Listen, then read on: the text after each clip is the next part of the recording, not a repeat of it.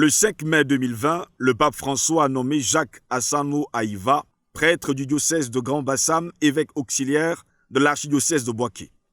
Certaines personnes n'ont guère tardé à se demander si le nouvel auxiliaire n'avait pas vocation à succéder à Paul Siméon Arwanan, si l'objectif à long terme de cette nomination n'était pas de permettre à l'actuel archevêque de Bouaké de succéder dans un an ou deux à celui d'Abidjan qui aura atteint l'âge de la retraite.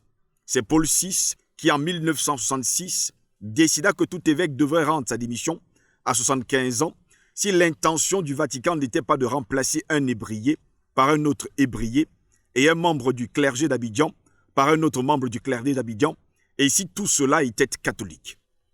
Qu'est-ce qui est vrai et faux dans ces interrogations? Sur cette question qu'enseigne l'Évangile et le nouveau code de droit canonique promulgué le 25 janvier 1983. Quoiqu'étant évêque à part entière, un auxiliaire est nommé à la requête de l'évêque diocésain pour aider. Le mot latin auxilium veut dire secours. Ce dernier dans sa triple charge de sanctification, d'enseignement et de gouvernement. Par conséquent, l'auxiliaire dépend de l'évêque diocésain, travaille sous son autorité. En d'autres termes, l'auxiliaire reçoit de l'évêque diocésain sa feuille de route, ce qu'il peut faire et ce qu'il ne peut pas faire, ce qui ne signifie pas qu'il est inférieur à l'évêque diocésain, ni que ce dernier devrait le piétiner, l'humilier ou le maltraiter. Les deux évêques sont appelés à collaborer dans le respect pour le bien du peuple de Dieu. Cette collaboration peut bien se passer, comme celle de Yago et Dakouri à Abidjan, ou mal se passer, comme celle de Bernard Yago et Laurent Yapi à Abidjan, d'Auguste Norgbou et Marie-Danielle Dadier à Korogo, de Bernard Agré et Joseph Ake à Abidjan. Ne voulant probablement pas avoir à gérer des auxiliaires rebelles ou ayant une forte personnalité, certains évêques diocésains préfèrent aujourd'hui travailler avec des vicaires généraux plutôt qu'avec un auxiliaire. Quoi qu'il en soit, on n'est pas auxiliaire éternellement. Un jour ou l'autre, l'auxiliaire est nommé à la tête d'un autre diocèse. Ainsi, Yapi fut transféré à Abengourou en 1979, Dakouri à Grand Bassam en 1994, Dadier à Katiola en 2002. La vérité qui se dégage ici, c'est que l'évêque auxiliaire, en règle générale, ne jouit pas du droit de succession, canon 403 du Code de droit canonique de 1983. C'est l'évêque coadjuteur qui succède automatiquement à l'évêque diocésain en poste, canon 403, page 1. C'est le cas de Jean-Salomon Lesoutier qui, nommé coadjuteur le 3 janvier 2009, succéda à Monseigneur Laurent Mandio le 28 novembre 2015 à Yopougon. Au regard de ce qui précède, on peut penser que le nouvel évêque auxiliaire de Bouaké n'a pas été nommé pour succéder à Monseigneur Arwanan et que le moment venu, un évêque ne viendra pas nécessairement de Bouaké pour diriger l'archidiocèse d'Abidjan. Mais qui peut savoir si les hommes n'agiront pas différemment? Sommes-nous Dieu qui a la capacité de sonder les cœurs et les reins? François de Sales ne disait-il pas que là où il y a de l'homme, il y a de l'hommerie? Et puis, qui peut jurer sur sa tête que l'Église est vaccinée contre le tribalisme, le népotisme, le favoritisme et les combines de toutes sortes? Dans l'histoire, tel ou tel pape ne nomma-t-il pas ses neveux cardinaux ou évêques en 1999?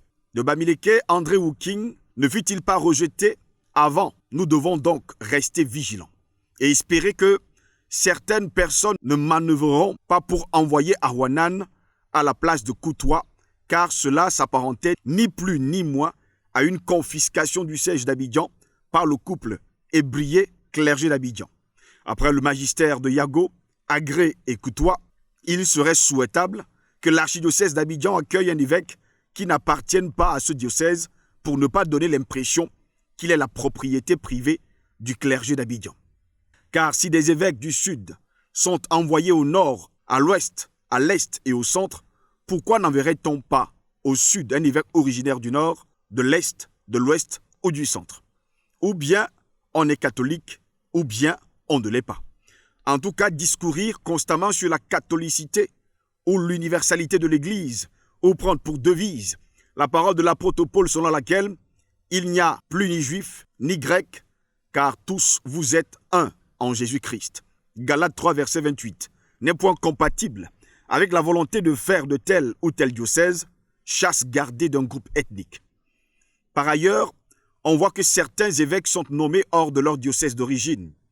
Boniface Ziri, Joseph Ake, Alexis Touabli, Gaspard Bébi, Ignace Bessi, Bruno Yedo, Simeon Awanan, pendant que d'autres sont nommés chez eux, Jean-Pierre Coutois, Salomon Lesoutier, Raymond Ahoua et Marcelin Quadio.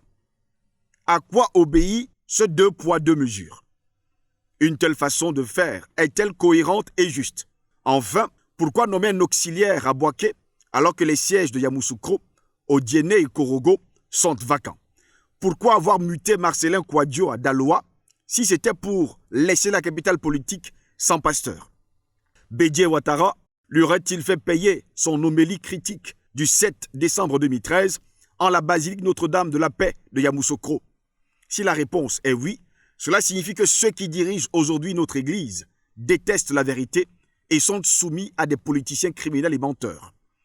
Qu'il soit diocésain, coadjuteur ou auxiliaire, l'évêque, dont il importe de rappeler qu'il est choisi par pure grâce et non parce qu'il est plus intelligent et plus vertueux que les prêtres et fidèles laïcs qui lui sont confiés, n'a pas d'autre modèle que le Christ, le bon berger, qui prend sur ses épaules la brebis fatiguée, qui soigne la brebis malade, qui va à la recherche de la brebis perdue, qui donne sa vie pour ses brebis, Jean 10, versets 11 à 16. Ce sont sur ces qualités du bon berger que le pape François s'appuya pour inviter les évêques nommés en 2019 à mener une vie simple, ce qui est un témoignage que Jésus-Christ nous suffit et que le trésor est constitué plutôt de ceux qui, dans leur pauvreté, représentent sa personne, à ne pas s'entourer d'assistants serviles, à ne pas aspirer à être confirmés par ceux qu'ils doivent confirmer, à faire des visites pastorales régulières, car visiter, c'est rendre proche celui qui fait exulter de joie.